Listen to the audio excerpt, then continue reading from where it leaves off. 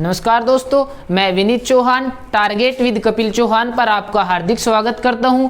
तो दोस्तों, अंग्रेजी वर्णमाला हम पूरी कर चुके हैं और आज आपके समक्ष हम लेके आए हैं रीजनिंग का प्रैक्टिस सेट, जिसमें प्रीवियस एग्जाम में पूछे गए प्रश्न दिए जाएंगे आप सभी को, यानी कि प्रीवियस एग्जाम में पूछे जा चुके हैं वही प्रश्न आपको आज की क्लास में कराए जाएंगे। और दोस्तों, आज की क्लास बहुत ही शानदार और इम्पोर्टेंट होने जा रही है। तो दोस्तों, आज की क्लास अगर आपको अच्छी लगे तो ज़्यादा से ज़्यादा शेयर करें और बिल्कुल शुरू से लास्ट तक पूरी क्लास देखें दोस्तों, क्योंकि आज की क्लास में जितने भी प्रश्न हैं बहुत इम्पोर्टेंट प्रश्न है दोस्तों। और चलते हैं पहले प्रश्न की ओर। देखियो, पहला प्रश्न क्या दिया है। पहला प्रश्न है, वर्ष 1896 का कैलेंडर आगे किस वर्ष रिपीट होगा। तो दोस्तों, इस टाइप के प्रश्न आपने पढ़े भी होंगे कि वर्ष 1896 या वर्ष 2019, 2020, 1995 का कैलेंडर आगे किस वर्ष रिपीट होगा। और दोस्तों, आपसे बताया गया होगा कि उसको 4 से भाग देकर देखेंगे। जो भी वर्ष दिया गया उसे 4 से भाग देकर देखेंगे, और यदि शेष 1 प्राप्त होता है दोस्तों, कितना, यदि शेष 1 प्राप्त होता है तो 6 वर्ष बाद वही कैलेंडर आगे रिपीट होगा। लेकिन दोस्तों, दूसरी बात, अगर शेष 2 रिपीट होता है शेष 2 बचता है या 3, तो वह कैलेंडर 11 वर्ष बाद रिपीट होता है। और दोस्तों, यदि 4 से पूर्णतः विभाजित हो जाता है अर्थात 0 शेष बचे, तो वह वर्ष 28 वर्ष बाद रिपीट हो जाता है। क्या बताया दोस्तों, 4 से भाग देने पर यदि शेषफल 1 प्राप्त हो तो वही कैलेंडर 6 वर्ष बाद रिपीट होता है, और यदि 2 या 3 में से कोई भी शेष आए तो वही कैलेंडर 11 वर्ष बाद रिपीट होता है। और दोस्तों, यदि वो 4 से पूर्णतः विभाजित हो जाए अर्थात एक लीप वर्ष हो तो वह 28 वर्ष बाद रिपीट होता है। लेकिन दोस्तों देखिए, इस प्रकार से अगर चेक करें तो 1896 को 4 से भाग देने पर हम सब जानते हैं बाद की 2 डिजिट को भाग देंगे और 4 से पूर्णतः विभाजित हो जाएगा, तो शेषफल कितना बचेगा दोस्तों, 0। तो कितने वर्ष बाद यह कैलेंडर रिपीट होगा, तो 28 वर्ष बाद यह कैलेंडर रिपीट होगा। तो दोस्तों, ऐसा इस प्रश्न में नहीं होगा। क्यों नहीं होगा, अभी बताया। आज की क्लास बहुत ही शानदार और इम्पोर्टेंट है, तो दोस्तों इसलिए कह रहे हैं कि आज की क्लास की 1 भी मिनट खराब न करें, शुरू से लास्ट तक जरूर देखें। और देखिए पहला प्रश्न दोस्तों, क्या दिया कि 1896 का कैलेंडर आगे किस वर्ष रिपीट होगा।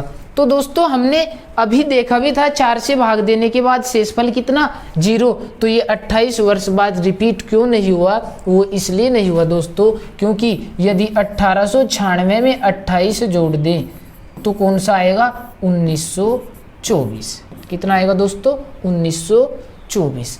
लेकिन दोस्तों, इसके पीछे एक लॉजिक है, और लॉजिक क्या है कि यदि 6, 11 या 28 जोड़ने पर, यानी कि कोई भी वर्ष है और पूछे कि कितने वर्ष बाद रिपीट होगा, दोस्तों उसमें 6, 11 या 28 जोड़ने के बाद यदि बीच में शताब्दी लीप ईयर न हो, क्या बताया, यदि बीच में शताब्दी आए और वो भी लीप ईयर न हो तो यह रूल फॉलो नहीं होगा दोस्तों। क्या बताया कि यदि इस वर्ष में हम 28 जोड़ दें क्या 1896 में, तो बीच में हम जानते हैं दोस्तों शताब्दी आएगी 1900, और जो एक साधारण वर्ष की शताब्दी है, तो यहाँ दोस्तों यह रूल फॉलो नहीं होगा।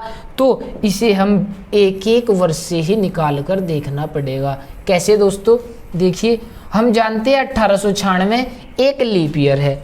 तो दोस्तों, यदि 1896 की बात करें, हमने देखा भी था कि जो साधारण वर्ष होता है उसमें कितने विषम दिन होते हैं दोस्तों, साधारण वर्ष में टोटल 365 दिन होते हैं, और उसको 7 से भाग देने के बाद जितना शेष बचेगा वही विषम दिनों की संख्या होगी। तो 7 से भाग देंगे दोस्तों, 7 पंजे 35 और 15 7 दूनी 14, तो शेष कितना बचा दोस्तों 1। तो साधारण वर्ष में शेष विषम दिनों की संख्या कितनी होगी दोस्तों 1। अगर बात करें लीप वर्ष की तो लीप वर्ष में विषम दिन कितने होंगे दोस्तों 366 के बटे 7, तो कितना शेष बचेगा, शेष बचेगा 2, और वही विषम दिनों की संख्या होगी।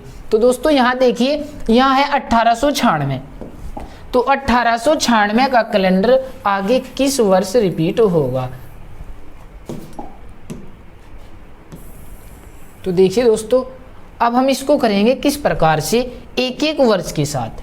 अगर बात करें दोस्तों 1896 की, तो 1896 एक लीप वर्ष है और जिसमें 2 विषम दिन होते हैं दोस्तों। अगर हम 7 दिनों पूरा कर ले और उसके बाद जो अगला वर्ष होगा वही रिपीट होने वाला हमारा अगला वर्ष है। यानी कि दूसरे शब्दों में कहे, अगर ये लीप वर्ष है तो पूरे 7 विषम दिन समाप्त होने के बाद अगला भी अगला भी लीप ईयर होना चाहिए। कैसे दोस्तों, देखियो 1896 के बाद 1897, तो यहाँ विषम दिनों की संख्या कितनी 1। अगर बात करें 1898 में तो यहाँ भी विषम दिनों की संख्या 1। 1899 में दोस्तों यहाँ भी 1। और अगर बात करें 1900 की दोस्तों, तो ये भी एक साधारण वर्ष है, तो यहाँ भी विषम दिन कितने होंगे 1। 1900 के बाद 1901, तो यहाँ भी दोस्तों विषम दिनों की संख्या कितनी होगी 1। तो देखिए दोस्तों कितने विषम दिन हो चुके हैं 2 3 4 5 6 7। तो जब 7 दिन पूरे हो जाएंगे दोस्तों, अगला वर्ष पिछले वर्ष के मुकाबले रिपीट होने वाला होगा। यानी कि जो पिछला वर्ष हमारे पास था उसके बाद कौन सा वर्ष रिपीट होगा, तो वो होगा दोस्तों 7 दिन आने के बाद। लेकिन दोस्तों समस्या एक हुई, समस्या क्या हुई, हमने बताया यदि ये लीप वर्ष है तो वो अगला वर्ष भी लीप वर्ष होना चाहिए। तो देखिए दोस्तों 1901 तक कितने विषम दिन हो गए, विषम दिनों की संख्या आ गई हमारी 7। तो 1901 के बाद वर्ष कब रिपीट होगा 1902 में। लेकिन दोस्तों 1902 भी गलत है। ये गलत क्यों है, ये गलत इसलिए है क्योंकि 1896 एक लीप वर्ष है जबकि 1902 एक साधारण वर्ष है, इसलिए 1902 रिपीट नहीं होगा। इसी प्रकार आगे भी चलेंगे और चेक करेंगे अगला वर्ष कब यह रिपीट होगा अगली बार। तो देखिए दोस्तों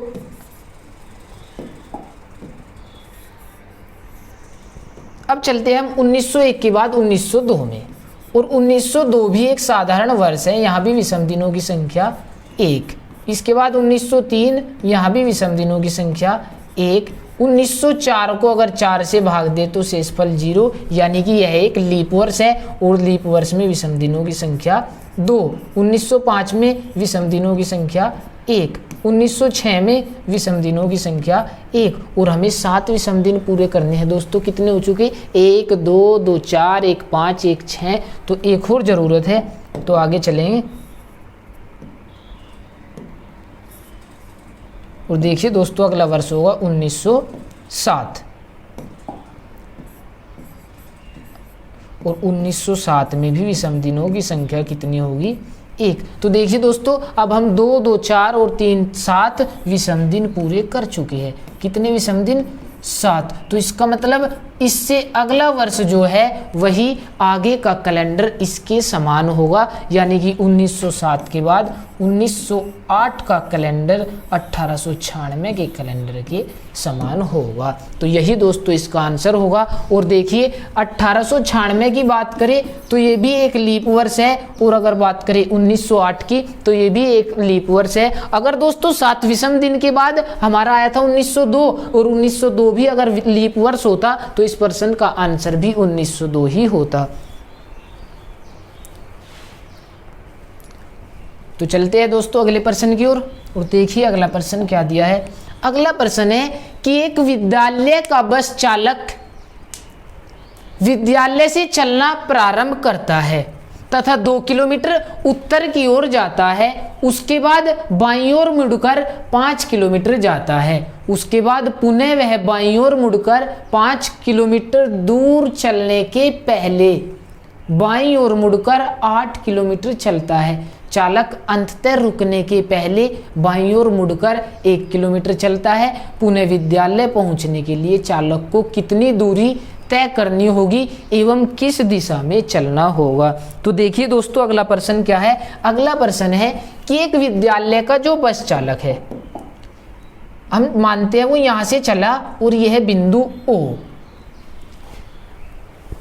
बस चालक विद्यालय से चलना प्रारंभ करता है, ये विद्यालय है तथा 2 किलोमीटर उत्तर। तो देखिए दोस्तों हम जानते हैं दिशा किस प्रकार से बटी हुई है, हमेशा ऊपर की ओर हम मानेंगे उत्तर दिशा और नीचे दक्षिण, इधर पूर्व, तो ये वाली पश्चिम।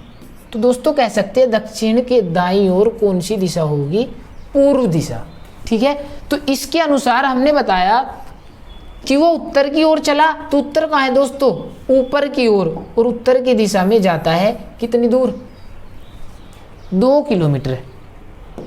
देखिए दोस्तों उत्तर की दिशा में 2 किलोमीटर गया,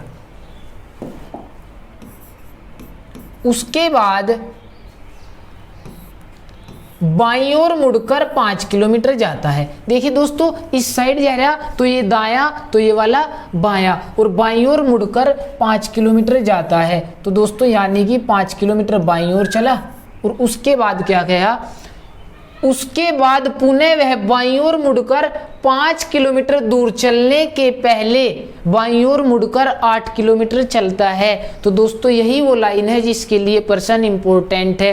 क्या बताया, उसके बाद पुनः वह बाईं ओर मुड़कर 5 किलोमीटर चलने से पहले, यानी कि यहां से बाईं ओर मुड़ा और बायां किधर होगा दोस्तों, इस साइड, तो बाईं ओर यानी कि नीचे की ओर आएगा, और बाईं ओर मुड़कर 5 किलोमीटर चलने से पहले बाईं ओर मुड़कर 8 किलोमीटर चलता है, यानी कि बाईं ओर ही मुड़ा और कितना चला दोस्तों, 8 किलोमीटर। और हम सब जानते हैं कि यहाँ तक कितने किलोमीटर चल चुका था, वो 2 किलोमीटर। अब इससे फालतू हम 6 किलोमीटर और चलाएंगे तो अब वो 8 किलोमीटर चलकर यहाँ आ चुका है। अगर बात करें दोस्तों इसकी पूरी की, तो ये पूरी है 8 किलोमीटर की दूरी। लेकिन क्या कहता कि बाईं ओर मुड़कर 5 किलोमीटर चलने से पहले, यानी कि अब कहाँ मुड़ेगा, बाईं ओर, और बायां किधर होगा दोस्तों, देखियो इस दिशा में है तो ये दायां, तो ये बायां, तो बाईं ओर किधर मुड़ेगा दोस्तों, अब की बार मुड़ेगा बाईं ओर इधर, और बाईं ओर मुड़कर कितना चलेगा, 5 किलोमीटर। देखियो दोस्तों यही तो दिया था कि बाईं ओर मुड़कर 5 किलोमीटर जाता है, उसके बाद वह पुनः बाईं ओर मुड़कर 5 किलोमीटर चलने से पहले 8 किलोमीटर जाता है। पहले 8 किलोमीटर आया और फिर 5 किलोमीटर आया। चालक अंततः रुकने से पहले बाईं ओर मुड़कर 1 किलोमीटर चलता है। देखिए दोस्तों इस दिशा में है तो बाईं ओर यानी कि ऊपर की ओर 1 किलोमीटर चलता है। तो ये कितना हुआ, 1 किलोमीटर। तो बताइए पुनः विद्यालय पहुंचने के लिए चालक को कितनी दूरी तय करनी होगी। तो देखिए दोस्तों ये है विद्यालय और ये दूरी ज्ञात करनी है, और हम सब जानते हैं कि ये टोटल दूरी यहाँ तक की कितनी, 6 किलोमीटर है, जिसमें से 1 किलोमीटर वो चल चुका है। तो शेष कितनी बची दोस्तों, 5 किलोमीटर एवं किस दिशा में चलना होगा। तो दोस्तों देखियो ये कौन सी दिशा है, ये ऊपर की ओर हमने बताई थी, ये उत्तर दिशा है। तो प्रश्न का आंसर होगा 5 किलोमीटर उत्तर दिशा में चलना होगा।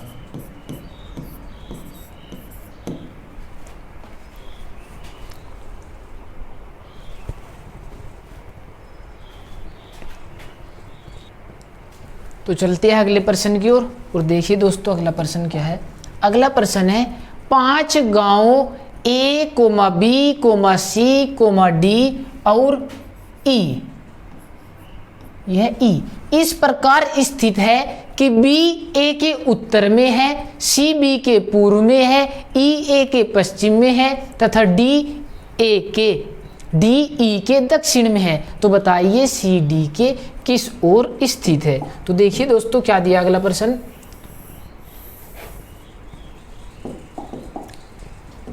सबसे पहले क्या बताया, ये था E कि B A के उत्तर में है। तो दोस्तों B को कहीं भी लिख देंगे, ये रहा B। लेकिन इससे पहले हमें पता कि ये ए के उत्तर में है, तो ए से स्टार्ट करेंगे, यानी कि ए को कहीं भी ले सकते हैं और उसके बाद हम देखेंगे कि ए का उत्तर किधर है, ए की उत्तर दिशा। तो देखियो दोस्तों, हमने बताया था कि यदि यह बिंदु यानी कि हमारा केंद्र है तो इससे चेक करेंगे उत्तर ऊपर की ओर होगा, तो बी जो है ए के उत्तर में है, तो ए के उत्तर में अर्थात ऊपर है। आगे क्या कहा, सी बी के पूर्व में है। देखियो बी का पूर्व यानी कि यहां से चेक करेंगे इस टाइप से, और बी का पूर्व कहाँ होगा दोस्तों, उत्तर दक्षिण पूर्व पश्चिम। तो क्या बताया कि सी बी के पूर्व में है, सी बी के पूर्व में है।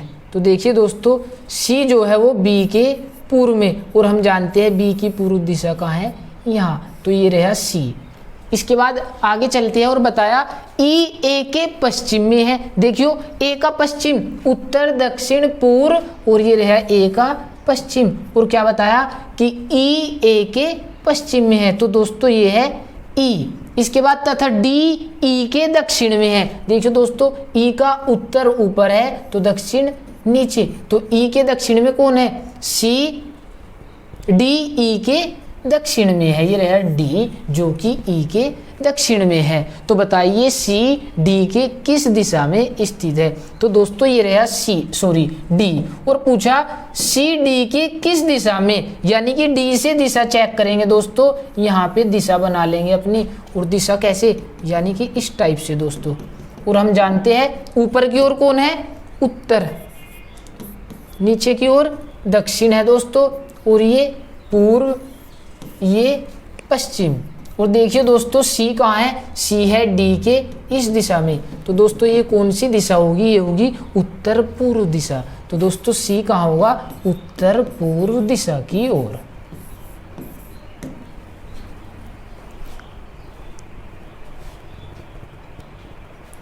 तो दोस्तों चलते हैं अगले प्रश्न की ओर।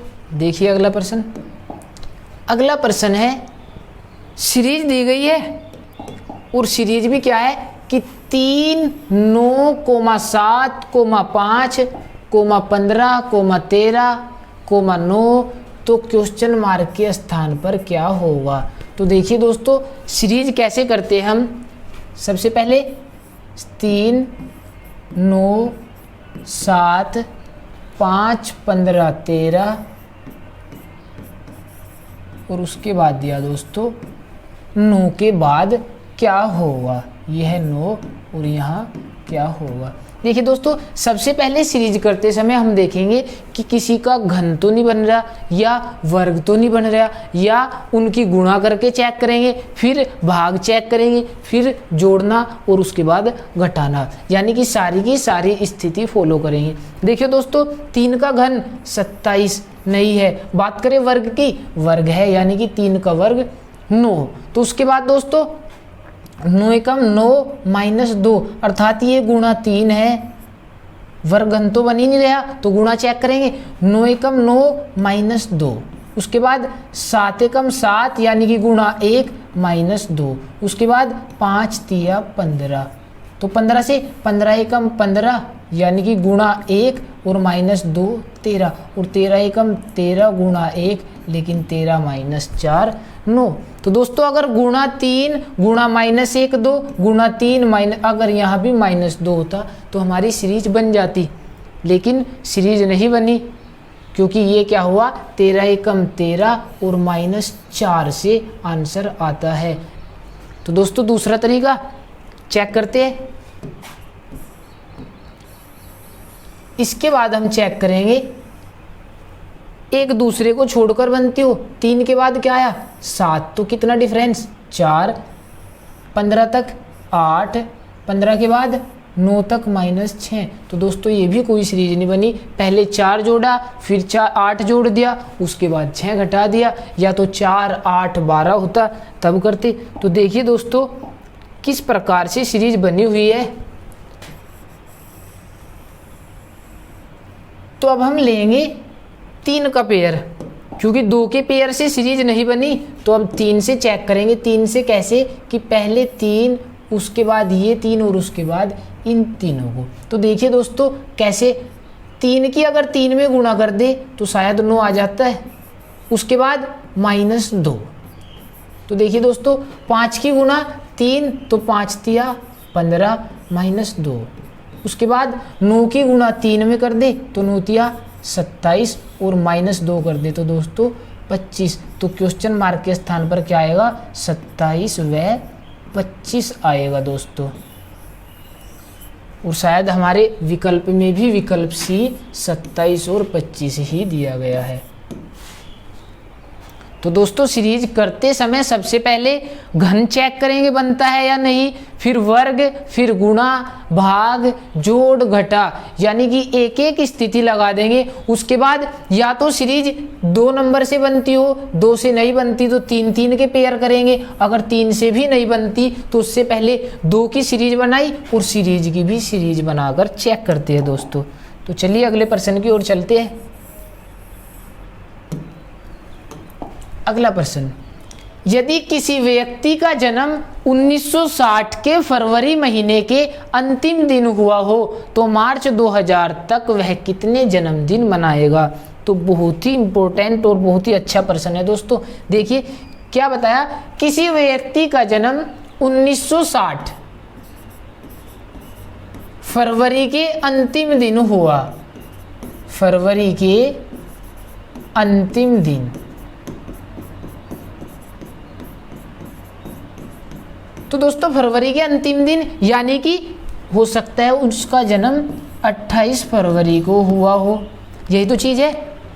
लेकिन दोस्तों 28 फरवरी कैसे बोल दे? सबसे पहले चेक करेंगे वर्ष लीप है या साधारण है। लेकिन हमने देखा 1960 को अगर 4 से भाग दे तो 0 शेषफल बचता है, इसका मतलब 1960 एक लीप वर्ष है। और दोस्तों जब 1960 एक लीप वर्ष है तो यानी कि फरवरी कितने की रही होगी?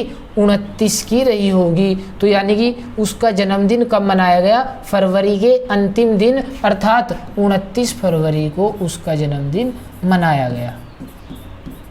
तो पूछा मार्च 2000 तक वह कितने जन्मदिन मनाएगा? कब तक? मार्च 2000 तक। तो दोस्तों देखिए मार्च 2000 तक कितने जन्मदिन मनाएगा। पहला जन्मदिन कब होगा? 1960 में तो उसका जन्म ही हुआ, यानी कि लीप वर्ष है तो 4 वर्ष बाद। पहला जन्मदिन कब? 1964। इसके बाद 4 वर्ष बाद 1968। तो इसी प्रकार दोस्तों कहाँ तक? सन 2000 भी एक लीप वर्ष है जो कि मार्च तक जाना है। तो दोस्तों फरवरी तो आ ही जाएगी। तो देखियो कितने वर्ष बनेंगे टोटल, कितने? 1960 से अगर 2000 तक की बात करें तो कुल कितने वर्ष आए दोस्तों? कुल आए 40 वर्ष। कितने? 40 वर्ष। और दोस्तों हम जानते हैं लीप ईयर प्रत्येक 4 वर्ष के बाद रिपीट होता है, तो 4 से भाग दे देंगे और पता चलेगा कि उसका जन्मदिन कितनी बार मनाया जाएगा। तो दोस्तों उसका जन्मदिन 10 बार मनाया जाएगा।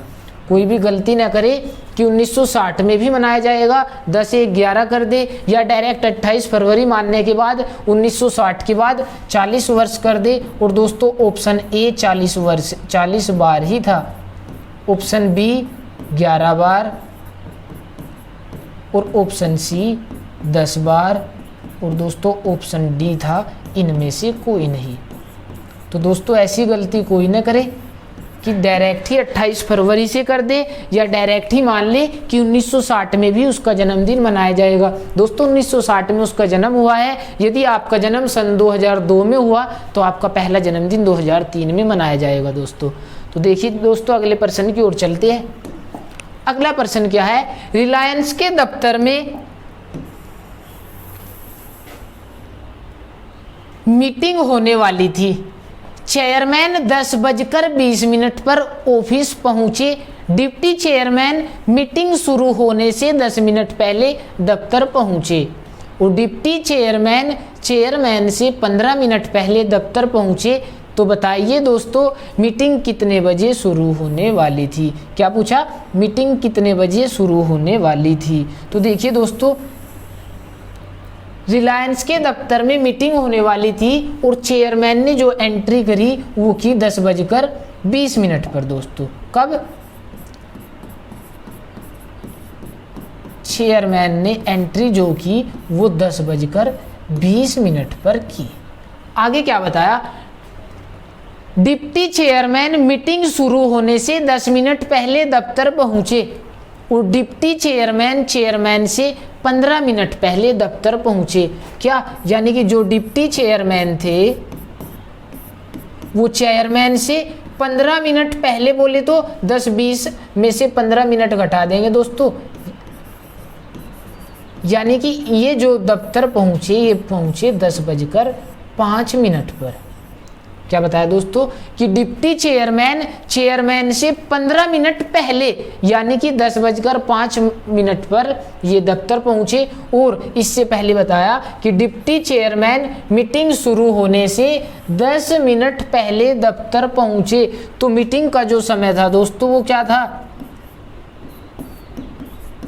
मीटिंग शुरू होने का समय था 10:05 पर, तो ये आए और ये भी 10 मिनट लेट आए, यानी कि 10 मिनट लेट नहीं, 10 मिनट पहले। तो मीटिंग कब होगी दोस्तों, 10 मिनट बाद, तो 10 मिनट ऐड कर देंगे, यानी कि मीटिंग होने वाली थी 10:15 पर, जबकि डिप्टी चेयरमैन जो थे वो 10:05 पर ही पहुंच गए। तो देखिए दोस्तों एक बार और प्रश्न क्या दिया, प्रश्न दिया गया है कि दफ्तर में मीटिंग होने वाली थी और वहाँ चेयरमैन जो है वे 10:20 पर ऑफिस में पहुंचे, जबकि डिप्टी चेयरमैन मीटिंग शुरू होने से 10 मिनट पहले दफ्तर पहुंचे। तो इससे पहले अगली लाइन देखेंगे, उसमें दिया गया है कि डिप्टी चेयरमैन से 15 मिनट, किससे, चेयरमैन से 15 मिनट पहले दफ्तर पहुंचे, यानी कि अगर ये 10:20 पर पहुंचे तो ये 15 मिनट पहले यानी कि 10:05 पर पहुंचे, जबकि ये मीटिंग शुरू होने से 10 मिनट पहले पहुंच चुके थे। तो 10 मिनट ऐड कर देंगे दोस्तों और मीटिंग का समय आ जाएगा कितना, 10:15। तो चलते हैं दोस्तों अगले प्रश्न की ओर। देखिए क्या दिया गया है अगले प्रश्न में। अगला प्रश्न देखियो सीरीज से संबंधित है। अभी एक प्रश्न और कराया था तो उसी के अनुसार इसे भी करेंगे। 0,4 उसके बाद 18 के बाद 48 और 48 के बाद पूछ लिया दोस्तों क्या आएगा और उसके बाद दे दिया 180। तो देखिए दोस्तों आपके सामने विकल्प भी है, इसके विकल्प है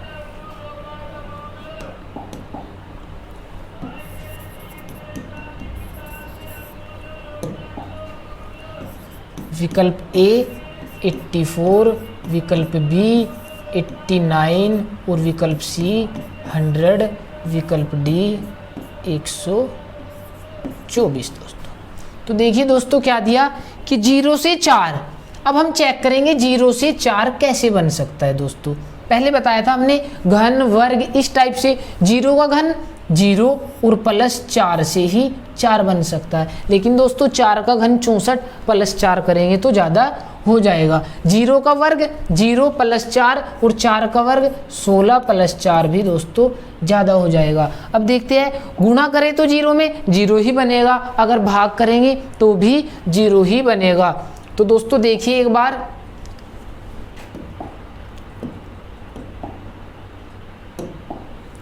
अगर 0 की बात करें तो 0 से 4 कैसे बन सकता है। तो दोस्तों 0 से 4 बन सकता है 0 का वर्ग गुणा 4, यहाँ 2 का वर्ग गुणा 2, या देखिए दोस्तों 0 का वर्ग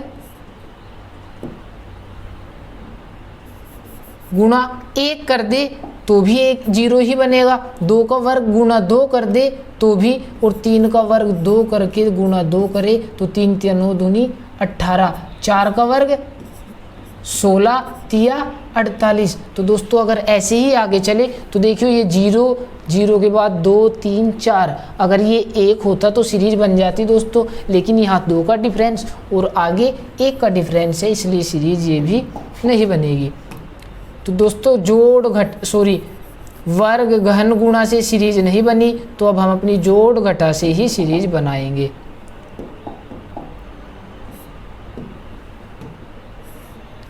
और देखिए दोस्तों जोड़ घटा से कैसे कि 0 से 4, तो 0 से 4 कैसे होगा, यदि 4 0 में ऐड कर दे। उसके बाद 4 से 18 यानी कि 14 ऐड कर दे।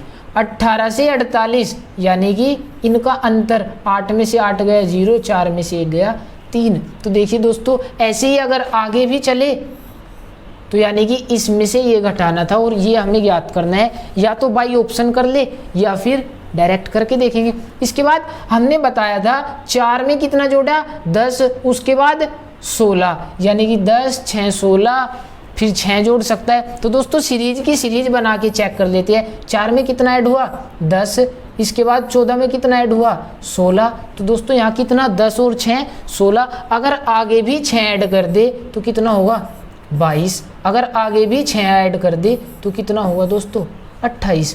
दोस्तों लास्ट तक सीरीज लेके जाएंगे और जहाँ 2 पद बचेंगे यानी कि 10 में 6 जुड़ा तो आगे भी 6 जोड़ देंगे और उसके बाद भी 6। ये सीरीज खुद बनानी है और फिर चेक करेंगे ऊपर। देखियो अगर 14 में 16 जोड़े तो 30, लेकिन 30 में अगर 22 जोड़े यानी कि 52 जोड़ने के बाद अगली सीरीज का जो लुप्त पद है वो निकलेगा। तो देखिए दोस्तों 52 कहाँ जोड़ेंगे, 48 + 52 कितना आएगा 100, कितना 100। उसके साथ साथ एक बार चेक कर लेते हैं। देखियो 52 में 28 जोड़े तो 8 2 10 की सीपुर 80 ले 1 5 2 7 और 1 8। तो दोस्तों 100 में 80 जोड़ेंगे तो 180, यानी कि अगली सीरीज अगला पद भी हमारा सही है। तो कह सकते हैं कि 100 भी सही आंसर होगा। तो दोस्तों हमने बताया भी था अगर सीरीज ना बने यानी कि 2 पदों से ना बने तो सीरीज की सीरीज बना के चेक करेंगे। अगर सीरीज की सीरीज भी चेक करने पर नहीं बनती यानी कि यहाँ क्या था 10 का डिफरेंस और यहाँ 16 का, तो दोस्तों आगे इसी टाइप से जब 2 पद बचते हैं तो अगर पहले 6 जोड़ा गया तो आगे भी 6 जोड़ करके चेक कर लेंगे। चेक जरूर कर लेंगे दोस्तों, हो सकता है 100 न बनता, यहाँ अगर 100 बन भी गया तो आगे 180 न बनता, तो फिर दूसरा कोई रूल फॉलो करते उसके अनुसार आंसर देते। तो चलते हैं दोस्तों अगले प्रश्न की ओर। अगला प्रश्न मोस्ट इंपोर्टेंट यूपी SSC 2018 में पूछा गया प्रश्न है दोस्तों। पासा बहुत ही इंपॉर्टेंट टॉपिक है और देखिए दोस्तों क्या दिया गया, निम्न में से प्रश्नवाचक चिन्ह के स्थान पर कौन सा अंक आएगा। और प्रश्नवाचक चिन्ह का है दोस्तों, यहाँ पर पूछा कि कौन सा अंक आएगा। तो दोस्तों हमने आज तक जो पासा किया है वो कैसे किया, प्रश्न क्या है आपका, जो पासा है ABC, तो ये एक ही पासे की 3 स्थितियां आपके सामने हैं दोस्तों। क्या बताया, एक ही पासा, कभी यहाँ यानी कि ऊपर 2 है तो 2 से दिखा दिया, कभी फलक पर 5 करके वहां से दिखा दिया, लेकिन दोस्तों ये एक ही पासे की 3 स्थितियां हैं। तो जब एक ही पासे की 3 स्थितियां हैं दोस्तों, हम सबसे पहले अगर पूछ ले आपसे 2 के विपरीत क्या होगा, 5 के विपरीत क्या होगा, तो दोस्तों कैसे निकालते हैं, अगर पासे में कोई कॉमन अंक हमें नजर आए तो उसके अनुसार हम निकाल लेते हैं। तो देखिए दोस्तों दोनों में कोई कॉमन है, हाँ यहाँ भी 5 कॉमन है और यहाँ भी दोस्तों 5 है। तो दोस्तों देखिए कैसे करेंगे, या तो 5 को पकड़ के क्लॉकवाइज घुमा देंगे या 5 को पकड़ के एंटी क्लॉकवाइज। लेकिन दोस्तों अगर यहाँ 5 क्लॉकवाइज घूमेगा तो क्लॉकवाइज का मतलब है कि ऐसे घड़ी की दिशा में 5 के बाद कौन 1 के बाद कौन 2।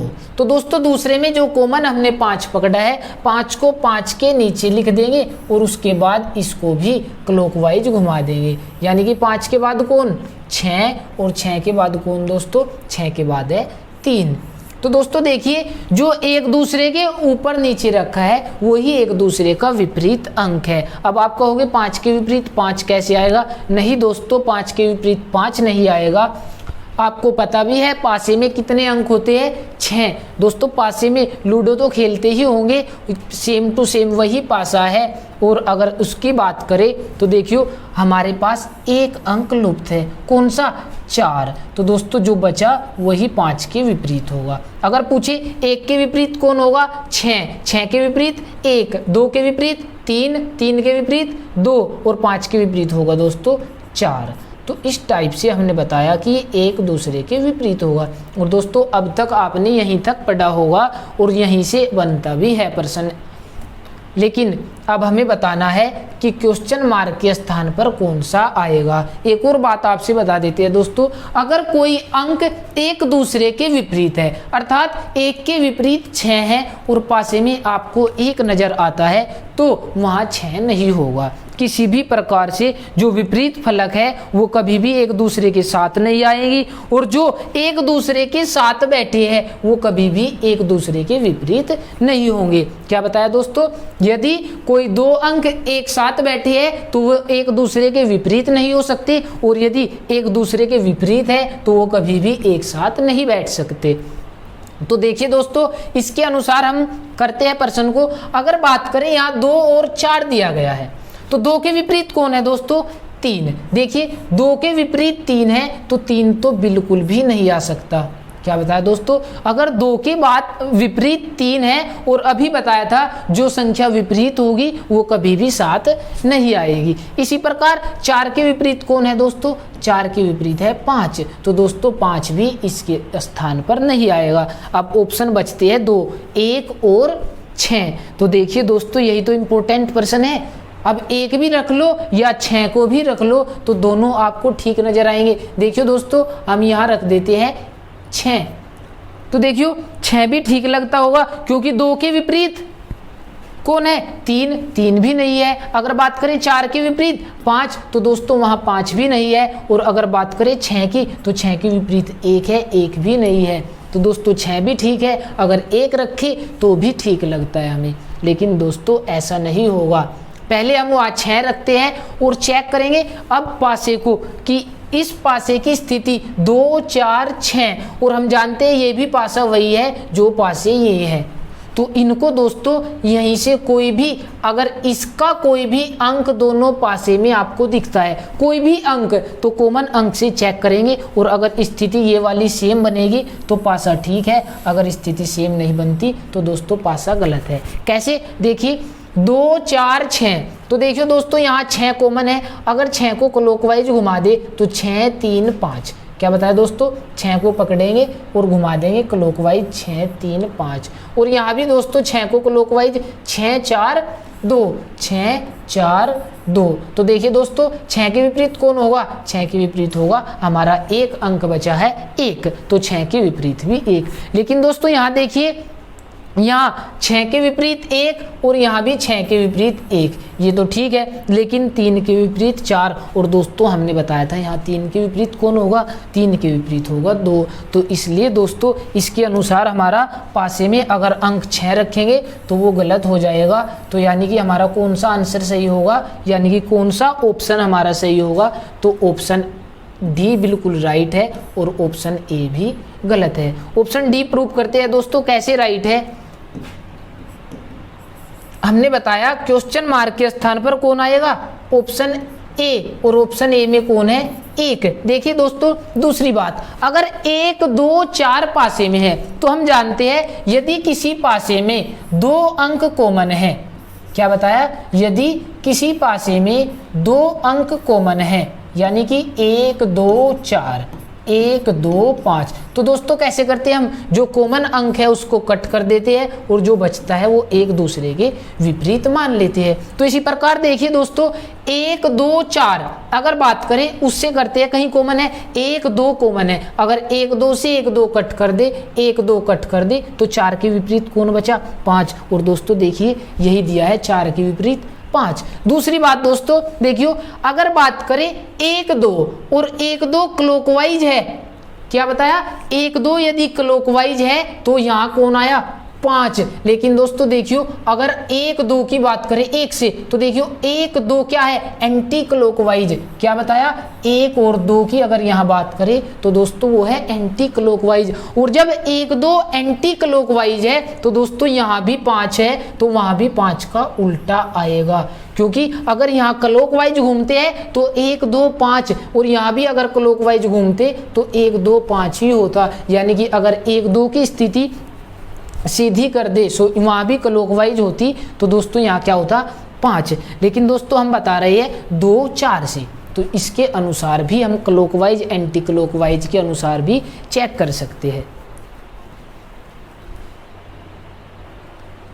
देखिए दोस्तों, एक बार फिर से बताते हैं। क्या बताया हमने कि दोस्तों अगर यहाँ 6 रखे और या 1, या तो रख करके चेक कर लेंगे और जो भी कॉमन है, जैसे 6 रखने पर 6 कॉमन आया था तो 6 से घुमा दिया था और चेक करा था, अगर यही स्थिति बनती है तो ठीक है, नहीं तो गलत। अब देखो 1 2 4 तो कुछ तो कॉमन हो गई, 1 2 4, लेकिन 1 2 ही कॉमन है और 1 2 से 1 2 कट कर दे तो 4 के विपरीत 5, और दोस्तों यह मैच भी हो जाता है। दूसरी बात, अगर बात करें हम करते हैं कट, और कट करने का मतलब है अगर सेम पासा है और उसमें से 2 काट दे तो तीसरी स्थिति उसके विपरीत ही बच जाती है। तो दोस्तों अगर 1 2 को कट करे यानी कि 4 5 एक दूसरे के विपरीत है, और जब विपरीत है तो विपरीत का मतलब है यानी कि अगर 1 2 यहाँ क्लॉकवाइज तो यहाँ 5 आया, अगर 1 2 यहाँ भी क्लॉकवाइज होता तो दोस्तों यहाँ भी 5 आता, लेकिन यहाँ 1 2 एंटी क्लॉकवाइज है यानी कि उल्टा है, तो दोस्तों यहाँ भी इसका विपरीत अक्षर ही आएगा, विपरीत अंक ही आएगा। तो चलते हैं दोस्तों अगले प्रश्न की ओर। अगला प्रश्न भी पासे से ही रिलेटेड है और बहुत ही अच्छा प्रश्न है।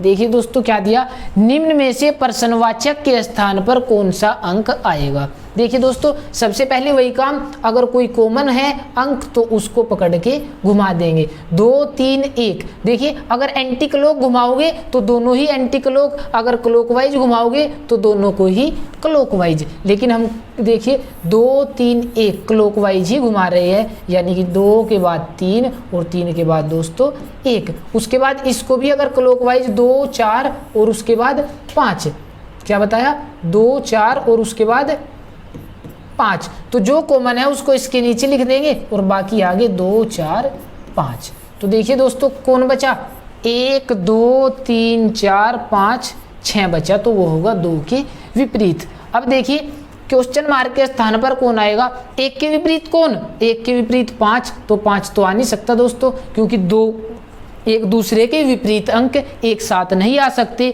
या जो 2 अंक एक साथ बैठे हैं वे कभी भी एक दूसरे के विपरीत नहीं हो सकते।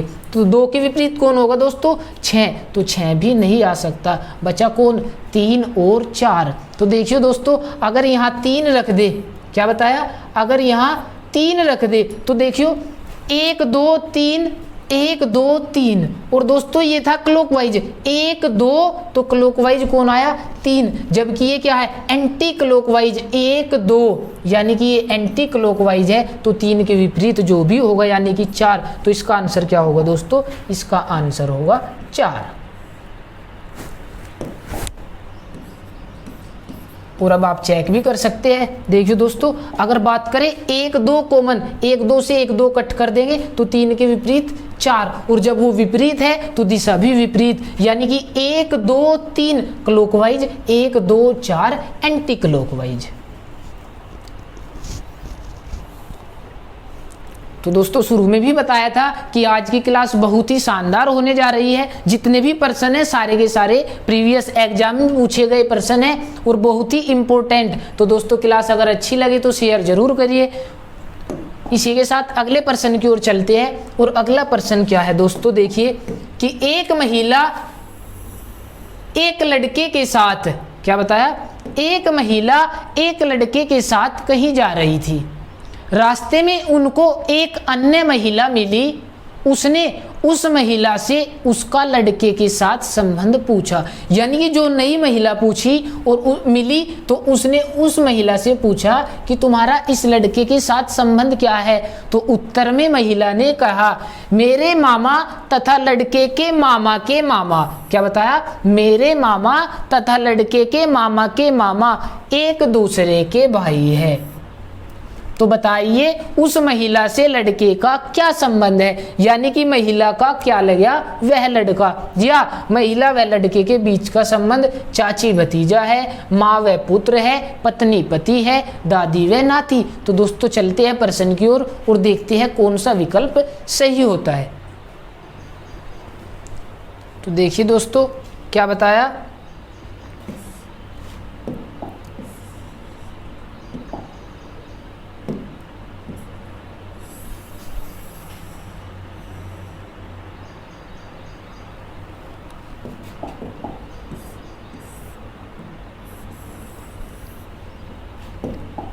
एक महिला एक लड़के के साथ जा रही थी।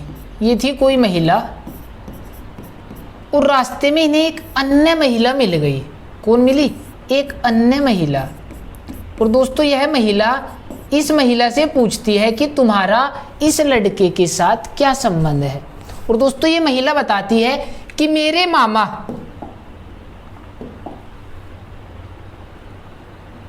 क्या बताया कि मेरे मामा तथा लड़के के मामा। देखियो इसके मामा कौन होंगे दोस्तों? इसकी कोई माता रही होगी और इसकी माता का भाई, यही तो इसका मामा होगा, इसकी माता का भाई। तो दोस्तों जब भी मामा, फूफा, मौसी, मौसा बनाएंगे तो अपनी मम्मी के संबंध से या पिता के संबंध से ही चलेंगे। अगर होता मेरे चाचा, तो चाचा कौन? इसका कोई पिता रहा होगा और पिता का भाई। तो ठीक है दोस्तों, बताया कि जो महिला का मामा है वो कौन है? इसकी माता का भाई। अगर चाचा की बात करें तो इसके पिता का भाई। तो दोस्तों अपने रक्त संबंध से यानी कि जो खून का संबंध है उसी के अनुसार पर्सन को लेकर के चलेंगे।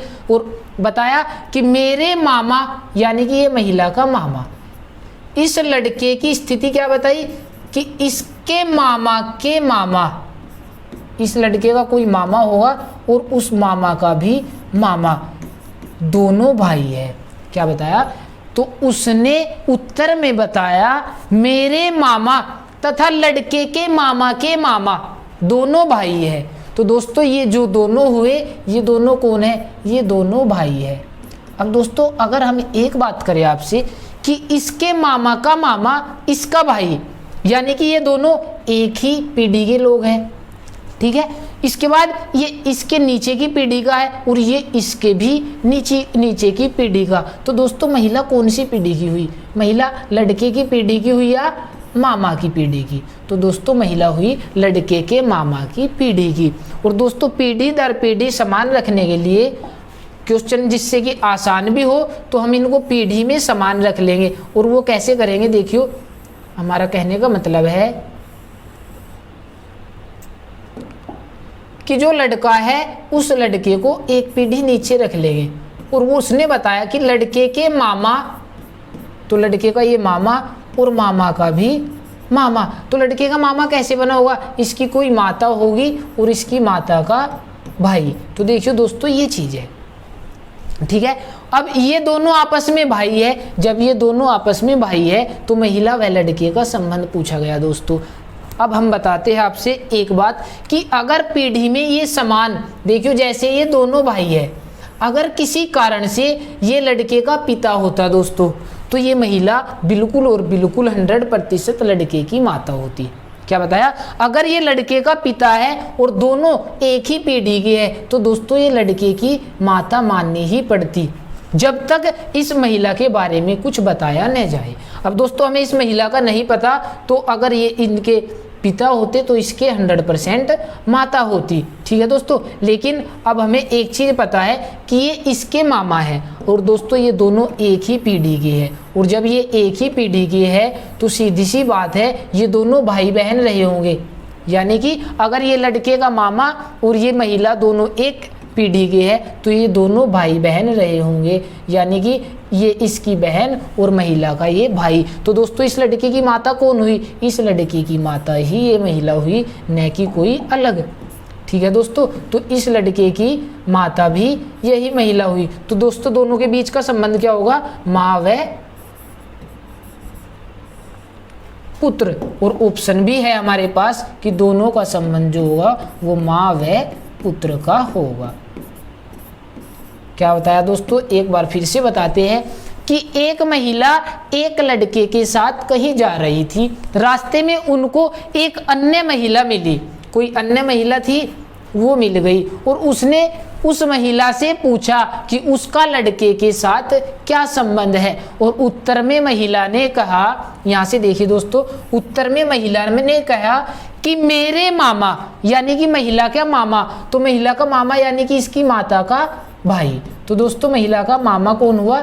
ये। और बात करें इसकी माता का भाई तथा लड़के के मामा के मामा, तथा लड़के के मामा एक दूसरे के भाई है। तो दोस्तों ये एक दूसरे के भाई हुए। अब हम बता रहे थे कि लड़का जो है वो इससे नीचे की पीढ़ी का है, यानी कि इनके बच्चे हैं ये, और दोस्तों पीढ़ी दर पीढ़ी चलेंगे तो हमारा आंसर आसानी से मिल जाएगा। नहीं तो हम लड़के को यहाँ भी रख सकते थे, आंसर तब भी आता। तो चलते हैं दोस्तों अगले प्रश्न की ओर, और इसका आंसर होगा विकल्प बी, माँ व पुत्र। अगला प्रश्न, निम्न में से कौन सा पासा सही है? मोस्ट इंपोर्टेंट प्रश्न है दोस्तों। तो चेक करते हैं कौन सा पासा सही है। दोस्तों ये भी वही पासा है, बस फर्क इतना है वो बंद पासा था तो ये खुला पासा। बंद पासे की 3 स्थिति दिखती है और खुले की टोटल 6 स्थिति। तो दोस्तों सबसे पहले हमें क्या करना था, एक दूसरे के विपरीत चेक। यहाँ एक दूसरे के विपरीत, एक को छोड़कर एक दूसरे का विपरीत ही होगा, यानी कि n के विपरीत कौन, t, एक को छोड़ो एक के, p के विपरीत कौन, एक को छोड़ करके एक। तो दोस्तों n के विपरीत कौन हुआ, t, और p के विपरीत कौन हुआ दोस्तों, p के विपरीत हुआ क्यों। और दोस्तों जो बचा m व r वो एक दूसरे के विपरीत होगा। क्या बताया, बचा जो भी वो एक दूसरे के विपरीत होगा। तो दोस्तों अब चेक करते हैं ऑप्शन कि कौन सा सही है और कौन सा गलत है। तो देखिए दोस्तों ये क्या था, n,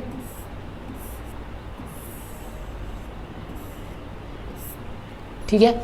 तो चलते हैं पहले ऑप्शन की ओर, और पहला विकल्प है MPN, यानी कि अगर M से चले तो क्लॉकवाइज कौन है, P और N। देखिए दोस्तों अगर बात करें M के विपरीत कौन, R, R भी नहीं है। P के विपरीत कौन, Q, Q भी नहीं है। N के विपरीत कौन, T, तो दोस्तों वो भी नहीं है। और हमने पहले प्रश्न में भी बताया था अगर कोई अलग अलग स्थिति दर्शाई जाती है, यानी कि तीनों NPM, तो वो बिल्कुल राइट ही होंगे। यही तो बताया था दोस्तों, यानी कि अगर एक दूसरे के विपरीत की बात करें वो एक साथ नहीं दिखने के, और यहाँ एक दूसरे के विपरीत अंक नहीं दिखे। तो दोस्तों पहला ऑप्शन सही कह सकते हैं या नहीं।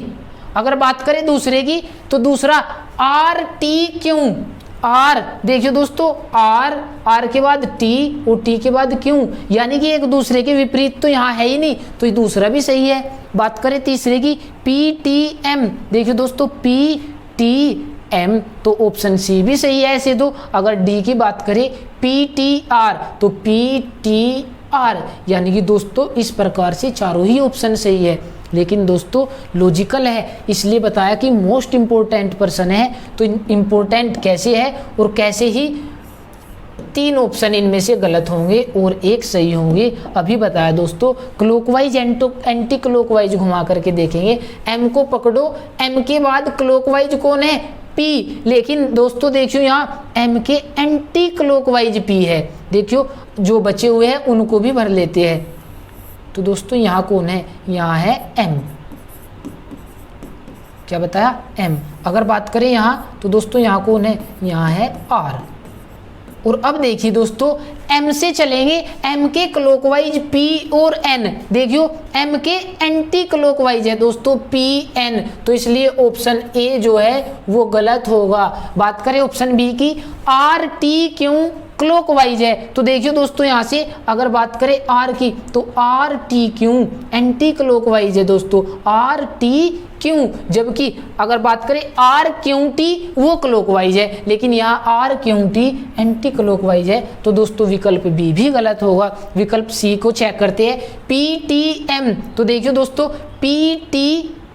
PTM कैसे, PTM, देखिए दोस्तों घड़ी ऐसी ही तो चलती है, तो PTM यहाँ क्लॉकवाइज है और यहाँ भी PTM क्लॉकवाइज है। तो दोस्तों ऑप्शन सी राइट होगा। डी भी चेक करते हैं, PTR और PTR कैसे दोस्तों, यानी कि क्लॉकवाइज, लेकिन यहाँ देखियो PTR एंटी क्लॉकवाइज है दोस्तों। इस प्रकार ऑप्शन डी भी गलत होगा। तो केवल और केवल विकल्प सी सही होगा।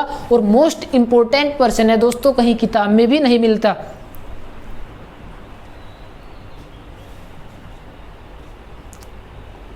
चलिए अगले प्रश्न की ओर, देखिए क्या है अगला प्रश्न। कथन दिया गया है कि m greater than equal to n और n इक्वल टू r, और दोस्तों ये दिया गया यहाँ बीच में दूसरा r ग्रेटर देन या इक्वल टू p के, तो कौन सा निष्कर्ष निकलता है दोस्तों? तो यह है समानता असमानता, क्वालिटी इनक्वालिटी का बहुत ही अच्छा प्रश्न दोस्तों। तो देखिए क्या बताया, तो पहले चेक करेंगे निष्कर्ष। निष्कर्ष दिया कि m ग्रेटर देन r, उससे पहले दोस्तों हम इनको एक साथ जोड़ लेंगे।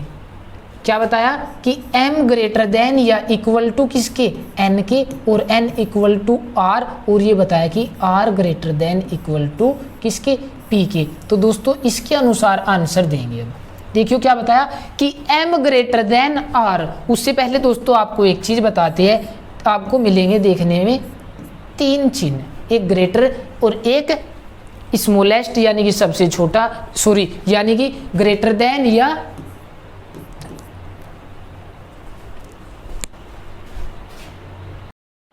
चलते हैं अगले प्रश्न की ओर दोस्तों। और देखिए क्या दिया, अगला प्रश्न है कथन दिया गया है और बताना है कि इनमें से कौन सा निष्कर्ष सत्य है। और दोस्तों इससे पहले हम दिए गए दोनों कथन एक जगह जोड़ लेते हैं। देखियो m greater than equal to n equal to r, और दोस्तों इसके बाद दिया कि r जो है वो ग्रेटर देन या इक्वल टू है किसके, p के। अब इसके अनुसार दोस्तों हम चेक करेंगे कौन सा निष्कर्ष सत्य है। तो देखिए दोस्तों इससे पहले एक चीज देखेंगे, आपको मिलेंगे ग्रेटर देन, लेस देन और इक्वल टू के चिन्ह, और उसके साथ साथ ग्रेटर देन या लेस देन, उसके साथ साथ दोस्तों आपको तीन चिन्ह मिलेंगे और उनमें प्राथमिकता के तौर पर बताना है कि कौन से को प्राथमिकता देंगे। क्या, जैसे ग्रेटर देन या ग्रेटर देन इक्वल टू या इक्वल टू। तो दोस्तों इन तीनों में प्राथमिकता देंगे हम इस चिन्ह को, अर्थात अगर आपको मिले a greater than equal to b greater than c बराबर d के, और पूछे a और d के बीच कौन सा चिन्ह आए जिससे कि वह सत्य हो, तो देखिए दोस्तों कौन सा आएगा, a और d के बीच में ये भी है, ये भी है और ये भी, और हमने बताया दोस्तों प्राथमिकता किससे देंगे कि a ग्रेटर देन है d के। तो इनमें यानी कि अगर ए डी की बात करें तो ये सत्य है, अगर बात करें इसकी तो दोस्तों इसके अनुसार ये असत्य निष्कर्ष है। तो दोस्तों देखिए अब चलते हैं अपने प्रश्न की ओर। और प्रश्न क्या दिया, प्रश्न में दिया कि यानी कि निष्कर्ष दिया है m ग्रेटर देन r। तो दोस्तों हमें जाना है m से r, यानी कि ये हमारा गेट का दरवाजा खुला हुआ है, तो m से r तक जाएंगे यदि जा सकते हैं। तो देखिए दोस्तों ये गेट खुला हुआ है, m से n और बराबर पे भी ऐसे ही चले जाते हैं, बस ये गेट बंद न हो तो हम ऐसे ही इस पे भी चले जाएंगे, इस पे भी और इस वाले भी, यानी कि तीनों चिन्ह से कूद जाएंगे। तो दोस्तों m से r के बीच में कौन कौन से चिन्ह आए, ग्रेटर देन, इक्वल टू और इक्वल टू। और अभी हमने बताया था कि इन तीन चिन्ह में प्राथमिकता किसको देंगे, ग्रेटर देन को, अगर ये नहीं है तो प्राथमिकता किससे देंगे दोस्तों, ग्रेटर देन इक्वल टू। लेकिन यहाँ कौन है, यहाँ ग्रेटर देन है, तो दोस्तों ये क्या होगा, ये हो जाएगा गलत। सही किससे होगा, सही संबंध बनेगा m और r के बीच, ये m greater than equal to r। देखिए दोस्तों निष्कर्ष सेकंड क्या दिया,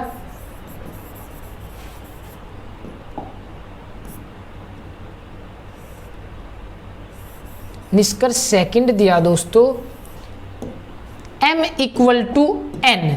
तो देखिए दोस्तों m से n, m n के बीच कौन सा संबंध बनेगा, अगर बात करें m और n की तो m greater than equal to n, तो यानी कि m n के बीच भी यही चिन्ह होगा और m r के बीच भी यही। तो दोस्तों ये भी गलत हो जाएगा। n से p, n r p, देखिए दोस्तों इन दोनों में प्राथमिकता, इससे और यहाँ भी यही, तो कौन सा सही होगा, केवल निष्कर्ष 3 अनुसरण करता है। और ऑप्शन ए क्या है, केवल निष्कर्ष 3 अनुसरण करता है। लेकिन दोस्तों इतनी जल्दी नहीं करेंगे आंसर देने में, इसके साथ साथ हम जानते हैं यातों का केस भी बनता है कभी कभी, किसका, यातों। और यातों का केस कैसे बनेगा दोस्तों, कोई भी दो निष्कर्ष गलत होने जरूरी है। क्या बताया, कोई भी दो निष्कर्ष गलत होने जरूरी है। और देखियो हमारे दो विकल्प दो निष्कर्ष गलत भी है, लेकिन साथ ही साथ दोनों के एलिमेंट बोले तो एम आर, और यहाँ भी एम आर होना जरूरी है। लेकिन दोस्तों यहाँ तो एम आर एम एन है, तो या तो का केस बनेगा ही नहीं, क्योंकि या तो कहाँ बनेगा जहां दोनों निष्कर्ष गलत भी हो और उन दोनों के एलिमेंट भी समान हो। लेकिन दोस्तों आपको बताते हैं, देखिए हमारे कथन में दिया गया है कि n और r इक्वल टू है, यानी कि दोनों एक दूसरे के बराबर है। तो दोस्तों हम यहाँ n लिखे तो भी वही बात है और यहाँ r लिखे तो भी वही बात है, यानी कि m ग्रेटर n बोल सकते हैं, m इक्वल टू n बोल सकते हैं। तो दोस्तों इसके अनुसार अगर बोले तो यानी कि दोनों के दोनों एलिमेंट समान है। क्या बताया दोस्तों, देखिए एक बार,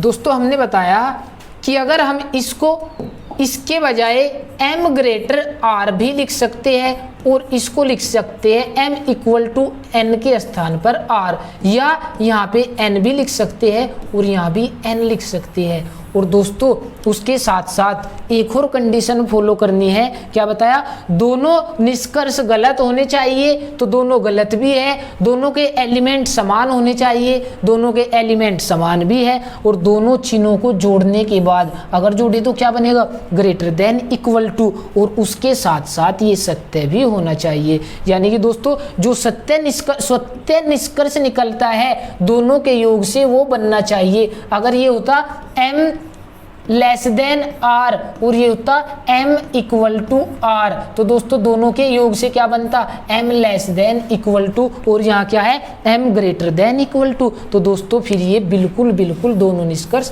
गलत हो जाते। लेकिन अब दोनों गलत नहीं है, अब दोनों में या तो का केस बनेगा। और या तो कैसे बनेगा दोस्तों, या तो बनेगा या तो निष्कर्ष 1 व 2 सही है, या तो निष्कर्ष 1 व 2 सही है तथा निष्कर्ष 3 सही है। यानी कि दोस्तों क्या बताया, केवल निष्कर्ष 3 तथा या तो फर्स्ट या सेकंड अनुसरण करता है। और इसका आंसर क्या होगा दोस्तों, ऑप्शन डी इसका आंसर होगा। मोस्ट इंपोर्टेंट पर्सन है दोस्तों।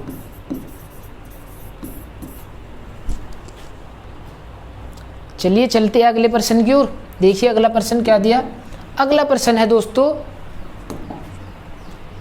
सभी स्टेशन घर है, यानी कि न्याय निगमन से संबंधित कोई घर बगीचा नहीं है और कुछ बगीचे। देखिए दोस्तों एक बार,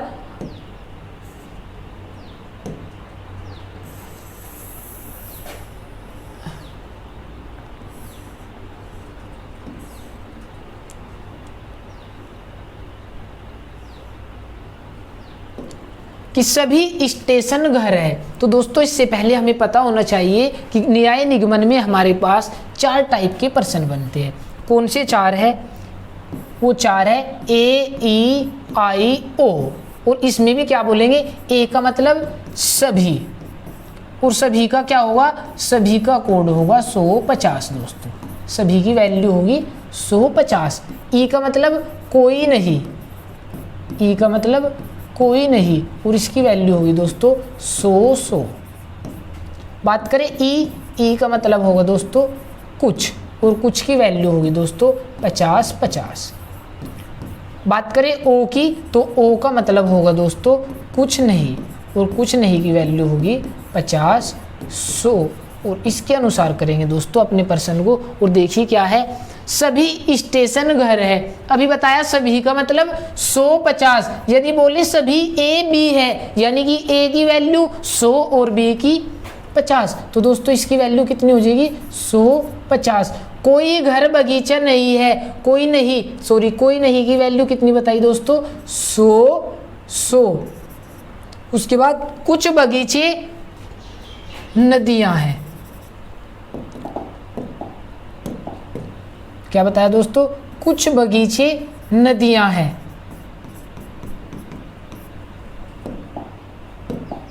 और दोस्तों कुछ की वैल्यू 50, तो यानी कि बगीचे की भी 50 और कुछ बगीचे नदियां हैं तो नदियां की भी 50। सभी नदियां सरोवर है, सभी की वैल्यू 150 दोस्तों। कितनी 150। निष्कर्ष में भी ऐसी कुछ सरोवर बगीचे हैं, कुछ है तो 50-50।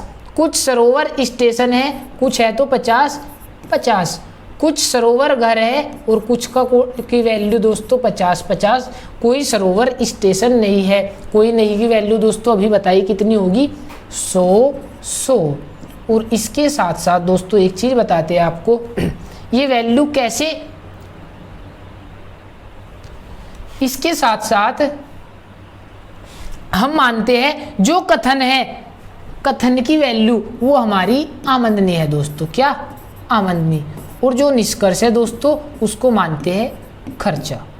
क्या बताया, आमदनी और खर्चा। और इसके साथ साथ एक और चीज बताते हैं दोस्तों कि यदि आमदनी से ज़्यादा खर्चा करेंगे तो वो निष्कर्ष बिल्कुल ही गलत होगा। यानी कि अगर हम आज 100 रुपये कमाते हैं, यानी कि हमारी आमदनी 100 रुपये है और खर्चा 100 से ज़्यादा का, तो दोस्तों वो गलत है।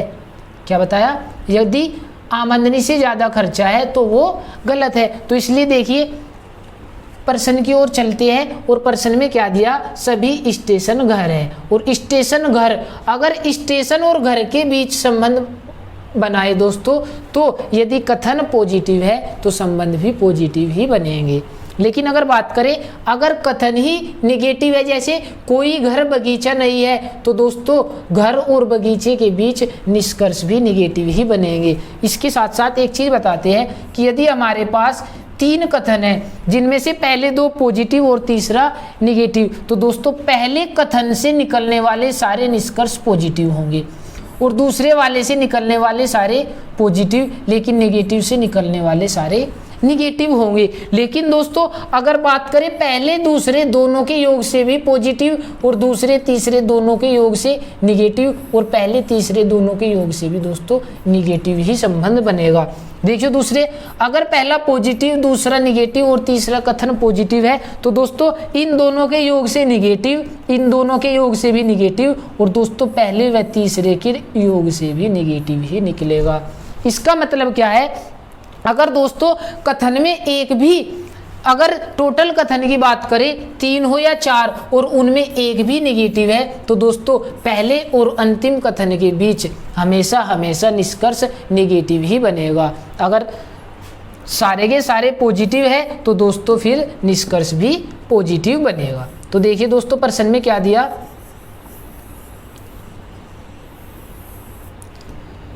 पहला निष्कर्ष कुछ सरोवर बगीचे है। तो देखिए दोस्तों सरोवर और बगीचे के बीच अगर संबंध बनाना है तो वो कहाँ है, देखिए सरोवर बगीचे। तो दोस्तों जो नदियां हैं, नदियां से नदियां कैंसिल कर देंगे। क्या बताया, नदियां से नदियां कैंसिल कर देंगे और साथ ही साथ चेक करेंगे जो दूसरा हमारा निष्कर्ष है कुछ बगीचे नदियां हैं, तो यह कैसा है, पॉजिटिव निष्कर्ष। और सभी नदियां सरोवर है, ये भी पॉजिटिव। तो दोस्तों दोनों के योग से भी क्या बनेगा, पॉजिटिव निष्कर्ष ही बनेगा और ये भी पॉजिटिव ही है। लेकिन दोस्तों उसके साथ साथ एक चीज भी होनी जरूरी है, जो कॉमन वैल्यू है, जो कॉमन शब्द है उसकी वैल्यू 1 की 100 कम से कम होनी जरूरी है। यानी कि दोनों नदियां में से एक की वैल्यू 100 होनी जरूरी है और दोस्तों एक की वैल्यू 100 भी हमारे पास है। अब चेक करेंगे दोनों का खर्चा। देखियो अगर बात करें सरोवर, तो सरोवर की आमदनी कितनी 50 और खर्चा 50। तो दोस्तों जब 50 आमदनी है 50 खर्चा तो चल जाएगा काम। लेकिन बात करें बगीचा, यानी कि बगीचे की, देखियो बगीचे की भी 50 आमदनी है 50 खर्चा, तो दोस्तों पहला निष्कर्ष बिल्कुल ही सत्य है। अगर बात करें दूसरे की, कुछ सरोवर स्टेशन है, तो दोस्तों देखियो सरोवर और स्टेशन के बीच पहला कैसा है, पहला कथन है निगेटिव।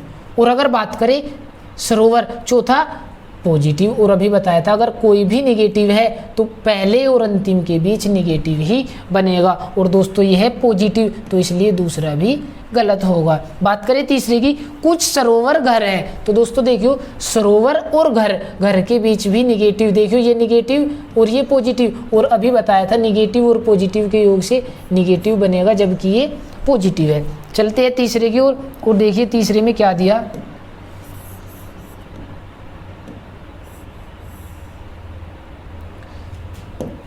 देखिए दोस्तों कोई सरोवर स्टेशन नहीं है, यानी कि सरोवर और स्टेशन। कैसा, अभी बताया था पॉजिटिव और निगेटिव यानी कि दोनों के बीच निगेटिव बनेगा। और दोस्तों निगेटिव बनेगा तो सरोवर और स्टेशन के बीच जो कॉमन है यानी कि इनकी वैल्यू, अगर नदियां की बात करें 2 में से 1 100 होनी जरूरी है, अगर बगीचे की बात करें तो इनमें भी 100 होना जरूरी है। और दोस्तों यहाँ भी 100 है, नदियां में भी 100 है। तो चेक करेंगे स्टेशन और सरोवर की वैल्यू। लेकिन दोस्तों देखियो ये सरोवर 100 और यहाँ भी सरोवर 50 दिया गया है। और हमने बताया था यदि आमदनी खर्चे से कम है तो दोस्तों वो बिल्कुल ही गलत होगा, यानी कि सरोवर की आमदनी तो 50 है और खर्चा 100, तो दोस्तों ऐसा नहीं हो सकता। अब देखिए अपने विकल्प चुनिए कौन सा विकल्प सत्य है।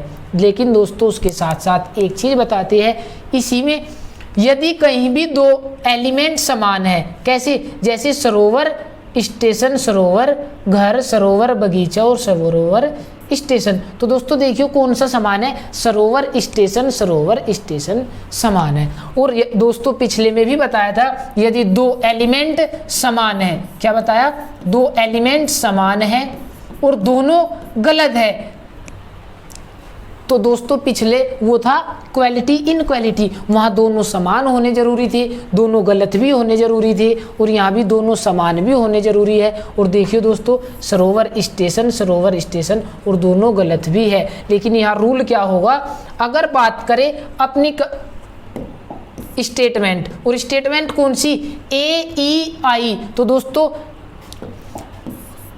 यातों का केस कहाँ बनेगा, यातों का केस केवल और केवल 3 स्थिति में बनेगा।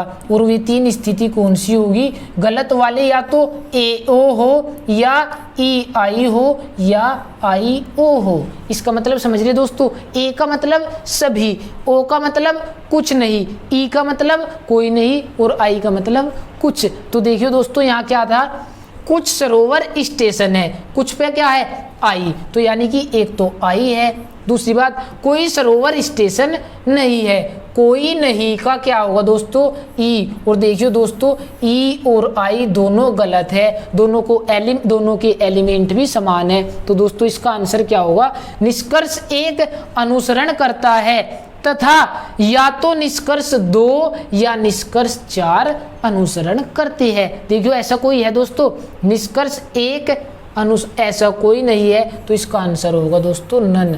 यानी कि अगर बात करें तो आंसर क्या बनता है, इसका आंसर बनता है दोस्तों निष्कर्ष 1 अनुसरण करता है तथा या तो निष्कर्ष 2 या निष्कर्ष 4 अनुसरण करता है। तो दोस्तों क्या बताया, एक बार फिर से समझेंगे और फिर डिटेल में बताएंगे क्लास में। AEI ये स्टेटमेंट थी, अगर AO IO और EI 2 स्टेटमेंट है, यानी कि इन पर आधारित हमारे 2 निष्कर्ष और दोनों के दोनों गलत हो, तो दोस्तों वहां पर यातों का केस बनेगा। अगले प्रश्न की ओर चलते हैं दोस्तों। देखिए अगला प्रश्न क्या दिया, शब्दों का सार्थक कर्म दर्शाइए। सार्थक कर्म यानी कि दोस्तों किस क्रम में ये चीजें चलती है। तो दोस्तों देखिए सबसे पहले बालक, नौकरी, विवाह, नवजात शिशु और शिक्षा। तो देखिए दोस्तों सबसे पहले नौकरी तो मिलने की नहीं, ना ही विवाह होने का पैदा होते ही, लेकिन सबसे पहले किस स्थिति में होंगे दोस्तों, हम सबसे पहले जो होंगे हम होंगे नवजात शिशु। दोस्तों क्या बताया, हम होंगे नवजात शिशु। अगर बात करें इसके बाद दोस्तों, इसके बाद हम होंगे बालक अवस्था में। किसमें दोस्तों, बालक अवस्था में। और बालक अवस्था में क्या होगा दोस्तों, शिक्षा, नौकरी या विवाह। बालक अवस्था में विवाह होगा तो दोस्तों शायद थोड़ी दिक्कत हो जाएगी, लेकिन बालक को सबसे पहले दी जाएगी शिक्षा। क्या, शिक्षा। और शिक्षा से क्या, शिक्षा से मिलेगी दोस्तों नौकरी, ठीक है दोस्तों। और नौकरी से मिलेगी छोकरी बोलो या नौकरी से होगा दोस्तों विवाह। क्या बताया, सबसे पहले हम नवजात शिशु की अवस्था में होंगे, उसके बाद दोस्तों हम बालक की अवस्था में, फिर बालक को शिक्षा दी जाएगी और शिक्षा के बाद उसकी नौकरी लगेगी और नौकरी के बाद ही बालक का विवाह होगा। दोस्तों आज के टाइम पे नौकरी के बिना विवाह नामुमकिन है। तो दोस्तों इसका क्रम क्या बनेगा, नवजात शिशु कहाँ है, चौथा। बात करें बालक, बालक कहाँ है, पहले पर। शिक्षा, शिक्षा कहाँ है, 5वें स्थान पर। और बात करें दोस्तों नौकरी की, तो नौकरी है दूसरे स्थान पर और विवाह है तीसरे स्थान पर। तो दोस्तों इनमें सबसे पहले कौन आएगा? 4, यानी कि नवजात शिशु, फिर 1, उसके बाद 5, उसके बाद 2 और उसके बाद 3। तो देखिए दोस्तों कौन सा विकल्प सत्य है? 4 1 5 2 3, 4 1 5 2 3। तो दोस्तों विकल्प 3 सत्य होगा, यानी कि विकल्प सी सत्य होगा। तो चलते हैं दोस्तों अगले प्रश्न की ओर। अगला प्रश्न, कौन सा वेन आरेख सही होगा? किसके मध्य दोस्तों? महिला, पत्नियां और माता। महिला, पत्नियां और कौन बताया दोस्तों? माता। तो देखिए दोस्तों सबसे पहला वेन डायग्राम क्या है? पहला वेन डायग्राम है इस टाइप से, यानी कि हम किसी को भी बीच में रख के देख ले, यानी कि हमने मान लिया बीच में कौन है? महिला, और इधर पत्नियां, इधर माता। तो इसका मतलब क्या होगा दोस्तों कि कुछ महिला पत्नी है, बिल्कुल ठीक है, कुछ महिला पत्नी है और कुछ नहीं भी हो सकती। लेकिन इसका मतलब क्या हुआ? कुछ महिला माता है और कुछ माता महिला है। एक बात बताओ दोस्तों, अगर कुछ माता महिला है तो कुछ माता पुरुष है क्या? तो दोस्तों बिल्कुल ही गलत है, क्योंकि कोई भी माता पुरुष नहीं है। अर्थात कह सकते हैं सभी माता महिला है। क्या बताया? सभी माता महिला है दोस्तों। तो यही तो चीज होगी। इसके साथ साथ देखिए पहला जो हमारा ऑप्शन है वो गलत है। चलते हैं दूसरे की ओर। दूसरे में क्या बताया? अगर बात करें दूसरे में, तो यहां अगर हम महिला रख ले तो इसका मतलब क्या हुआ? ये महिला, ये माता, ठीक है दोस्तों, तो ये पत्नी। तो इसका मतलब हुआ सभी महिला पत्नी है। लेकिन दोस्तों ऐसा तो है ही नहीं, सभी महिला पत्नी कहाँ है? चलिए बदलते हैं, पत्नी को वहां से यहाँ लाते हैं और वहां जाती है महिला। तो दोस्तों इसका मतलब क्या हुआ? सभी पत्नी महिला है, सभी माता महिला है। बिल्कुल ठीक है दोस्तों, लेकिन ये पत्नी और अगर माता की बात करें, ये अलग अलग थोड़ा नहीं है दोस्तों, एक ही तो जाती है। पत्नी माता दोनों महिला तो है, यानी कि महिला के अंतर्गत तो आएगी, लेकिन अलग अलग नहीं है। क्योंकि हम कह सकते हैं दोस्तों सभी पत्नी माता है, कह सकते हैं दोस्तों? नहीं कह सकते। लेकिन एक चीज कह सकते हैं कि सभी माता, क्या बताया? सभी माता पत्नी है, या नहीं दोस्तों?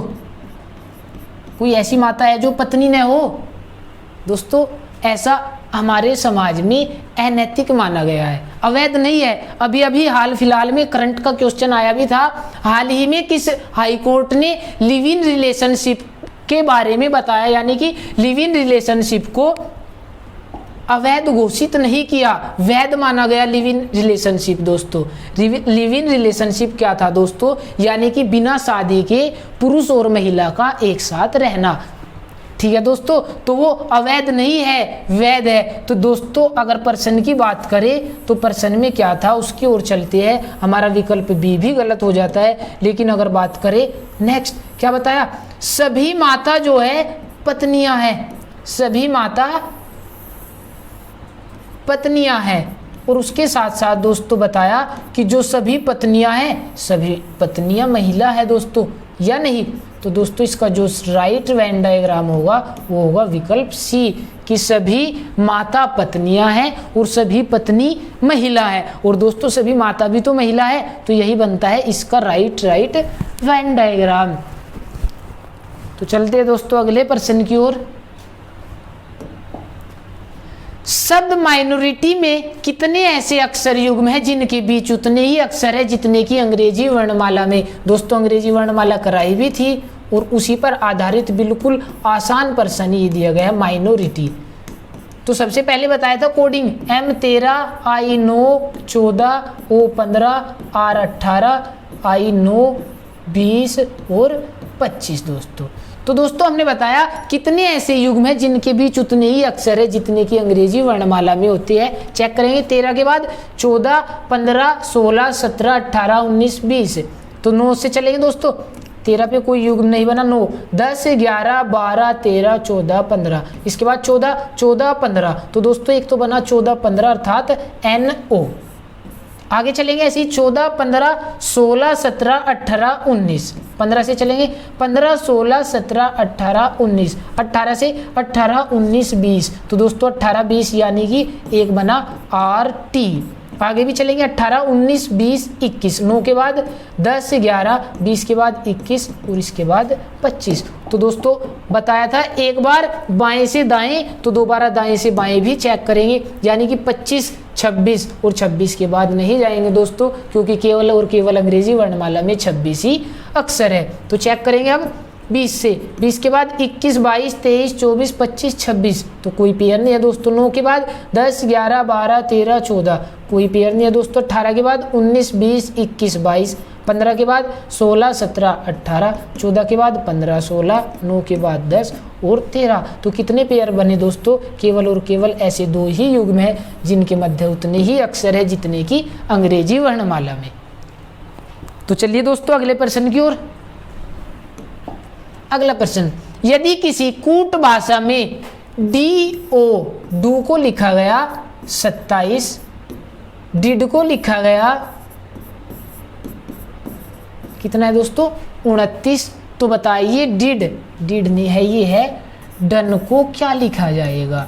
क्या बताया दोस्तों? डन क्या लिखा जाएगा? तो देखिए दोस्तों डन क्या लिखा जाएगा? DONE। सबसे पहले कोडिंग डालेंगे दोस्तों, D4 O15। अगर बात करें दोबारा D4 D4 D4 O15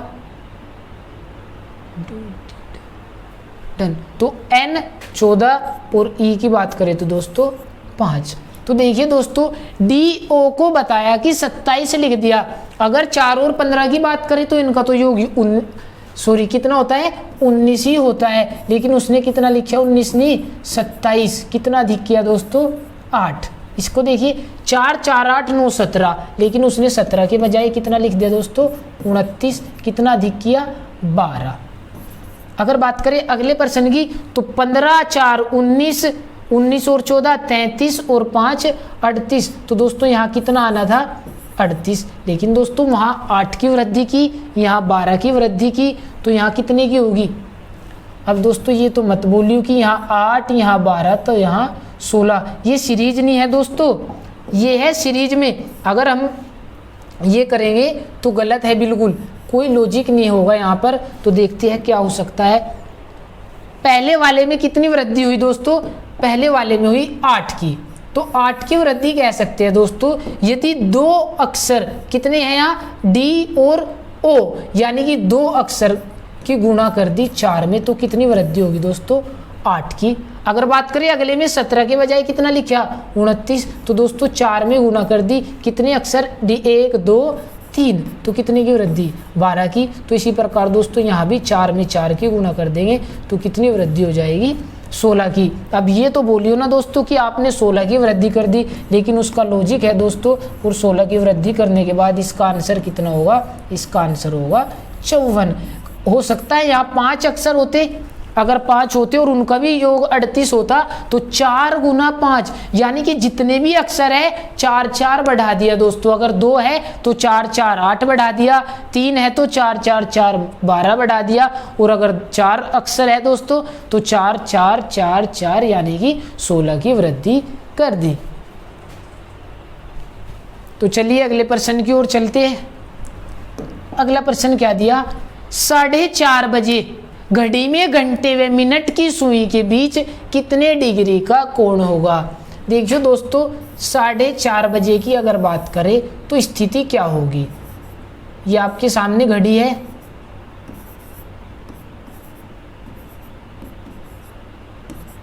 तो दोस्तों अगर बात करें 4:30 बजने की स्थिति क्या होगी? 4:30 की स्थिति होगी बड़ी सुई तो एक्यूरेट 6 पर, और बात करें छोटी सुई की दोस्तों वो 4 से थोड़ी आगे चली जाएगी, अर्थात 4 और 5 के बीच में। और दोस्तों हम जानते हैं कि जो घंटे की सुई है, कौन सी? घंटे की सुई दोस्तों, घंटे की सुई 1 मिनट में कितने डिग्री का कोण तय करती है? 1/2 डिग्री का। और दोस्तों अगर बात करें मिनट की सुई की, तो मिनट की सुई 1 मिनट में दोस्तों 6 डिग्री का कोण तय करती है। तो इस चीज़ की हमें इसमें ज़रूरत होगी। क्या बताया? घंटे की सुई 1 मिनट में 1/2 डिग्री। तो देखिए दोस्तों, ये घंटे की सुई है और ये मिनट की, और मिनट की सुई जब 1 मिनट में 6 डिग्री का कोण तय करती है, तो दोस्तों अगर बात करें 1 से 2 तक की, तो ये कितने मिनट में आएगी? 5 मिनट में। और 5 मिनट में कितने डिग्री का कोण तय करेगी दोस्तों? 30। अगर 2 से 3 की बात करें तो ये भी 5 मिनट में, तो ये भी कितने डिग्री का कोण होगा दोस्तों? 30 डिग्री का। तो हमारा कहने का मतलब है कि प्रत्येक खाना जो है 7 से 8, 8 से 9, 9 से 10, वो प्रत्येक 30 डिग्री का है दोस्तों। और जब प्रत्येक 30 डिग्री का है, देखियो मिनट की सुई कितनी देर चली दोस्तों? घंटे की सुई जो है वो 30 मिनट तक चल ली है दोस्तों, क्योंकि 30 मिनट ये आई तो ये भी तो 30 मिनट आगे बढ़ी। और जब घंटे की सुई 1 मिनट में 1/2 डिग्री का कोण तय करती है दोस्तों, तो 30 मिनट में कितना करेगी? दोनों और 30 की गुणा कर देंगे तो हमें पता चला कि 30 मिनट में दोस्तों इसने 15 डिग्री का कोण तय कर लिया। और दोस्तों हम जानते हैं ये टोटल कितना? टोटल है 30, और 30 में से 15 इसने तय कर लिया, तो कितना बचा दोस्तों? ये 15 डिग्री। 15 ये, और हम जानते हैं प्रत्येक खन्ना कितने का? 30 का। तो दोस्तों 15 ये और 30 ये अगर जोड़ दे तो 4:30 बजे घंटे व मिनट की सुई के बीच का कोण कितना है? 45 डिग्री। क्या बताया दोस्तों? घंटे की सुई 1 मिनट में 1/2 डिग्री तय करती है, और हम जानते हैं जब 30 मिनट तक मिनट की सुई चली तो दोस्तों घंटे की सुई भी 30 मिनट चली होगी, और वो 30 मिनट चलकर इनके बीच में आई। 30 मिनट में कितने डिग्री का कोण तय किया? 15 डिग्री। तो दोस्तों ये 15 शेष रहा और 30 ये, तो टोटल कितना आया? 45 डिग्री। अर्थात फॉर्मूला लगाएंगे दोस्तों, A डिग्री बराबर 60H डिफरेंस 11m/2। और दोस्तों यहाँ रख देंगे 60H, H बोले तो आवर यानी कि घंटा, और घंटे कितने थे? 4, माइनस यानी कि डिफरेंस, और डिफरेंस का मतलब है दोस्तों इस चिन्ह का कि बड़े में से छोटा घटा देंगे। तो देखिए दोस्तों m मिनट कितनी? 30, और अब गुणा करने के बाद उसका हाफ कर देंगे दोस्तों, डायरेक्ट आंसर आ जाएगा। 6 चौक 24 यानी कि 240, डिफरेंस 11×3 यानी कि 330, और सारे के बटे 2। तो दोस्तों कितना आएगा?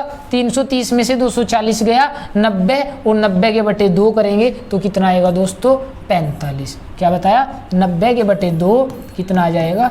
45 आ जाएगा दोस्तों। तो इसका आंसर कितना हुआ? 45 डिग्री। तो चलिए अगले प्रश्न की ओर चलते हैं, और आज की क्लास का लास्ट प्रश्न दोस्तों क्या है? 15 अगस्त 1947 का कौन सा दिन था? क्या पूछा दोस्तों कि 15 अगस्त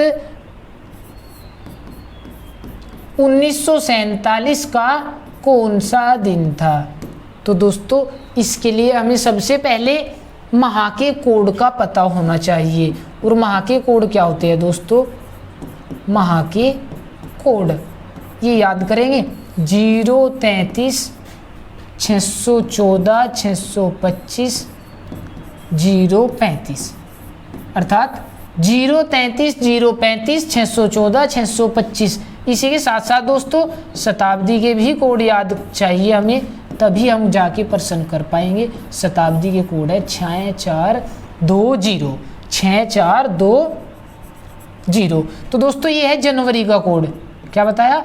जनवरी, ये फरवरी, और ऐसे ही मार्च अप्रैल कहाँ तक? ये है दोस्तों दिसंबर तक।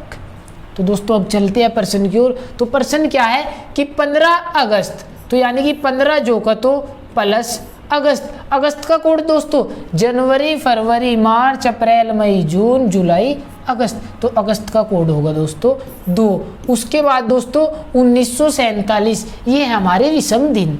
तो दोस्तों हम विषम दिनों की संख्या जब निकालेंगे तो 15 दिन जो है जो का तो रखेंगे। बात करें महीने की तो अगस्त का कोड कितना दोस्तों 2, उसके बाद 1947 को तोड़ देंगे 1900 प्लस 47, यानी कि पहले शताब्दी का कोड उसके बाद वर्ष। तो दोस्तों 1900 का कोड क्या होगा, उसके लिए हमें शताब्दी के कोड याद होने चाहिए और वो है 6402। और दोस्तों 1900 का कोड कैसे निकालेंगे, 1900 का कोड निकालेंगे सबसे पहले जो 6 है उसके नीचे कोई ऐसी शताब्दी यानी कि लीप वर्ष की शताब्दी रख देंगे, जैसे 400, 800, 1200, 1600 और फिर उसके साथ साथ बढ़ते रहेंगे। 1600 के बाद 1700, 1800, 1900। तो दोस्तों 1900 का कोड कितना होगा, 1900 का कोड होगा दोस्तों 0।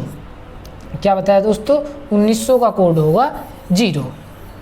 तो देखिए दोस्तों 1900 का कोड 0 रखेंगे, उसके बाद 47 जो का तो, और दोस्तों 47 में जितने भी लीप ईयर आए उनको अलग से ऐड कर देंगे। और लीप ईयर का कैसे पता चलेगा दोस्तों, लीप ईयर का पता चलेगा 4 से भाग देने के बाद। 47 वर्ष में कितने लीप ईयर आएंगे दोस्तों, प्रत्येक 4 वर्ष में एक आता है, तो 4 एकम 4, 3 37 4 एकम 4 तो 7, 4 एकम 4, 3 शेष। लेकिन दोस्तों हमें केवल और केवल भागफल की जरूरत है, यानी कि कितने लीप ईयर आएंगे दोस्तों, लीप ईयर आएंगे 47 वर्ष में 11। अब 11 भी जोड़ देंगे और टोटल का जितना भी योग होगा 15 2 17, 17 और 11 28, तो 28 जोड़ देंगे दोस्तों, 7 8 15, 5 4 2 6 और 1 7। तो दोस्तों ये आए हमारे विषम दिन। तो विषम दिनों को अभी बताया था 7 से भाग देंगे तो जो भी शेष बचेगा दोस्तों, कितना बचा शेष 5। तो अब दोस्तों इसके साथ साथ हमें दिनों के भी कोड याद होना चाहिए। और दिनों के कोड क्या होते हैं, 1 2 3 4 5 6 7, 7 के बजाय 0। और कहाँ से स्टार्ट होंगे दोस्तों, सोमवार, 2 की बात करें तो मंगलवार, और कहाँ तक दोस्तों, रविवार तक। तो दोस्तों अगर बात करें 5 किसका कोड है, 5 सोमवार, मंगलवार, बुधवार, बृहस्पतिवार, शुक्रवार। तो दोस्तों इसका आंसर क्या होगा, इसका आंसर होगा शुक्रवार। तो दोस्तों आज की क्लास बहुत इम्पोर्टेंट है और एक प्रश्न एग्जाम में आया हुआ भी है और अपने आप में बहुत ही इम्पोर्टेंट, यानी कि अगर बात करें एक भी प्रश्न बिल्कुल भी आसान लेवल का नहीं है दोस्तों, आपको किताबों में भी देखने को नहीं मिलेंगे ऐसे प्रश्न। तो इसलिए आज की क्लास जरूर करें। तो मिलते हैं दोस्तों अगली क्लास के साथ।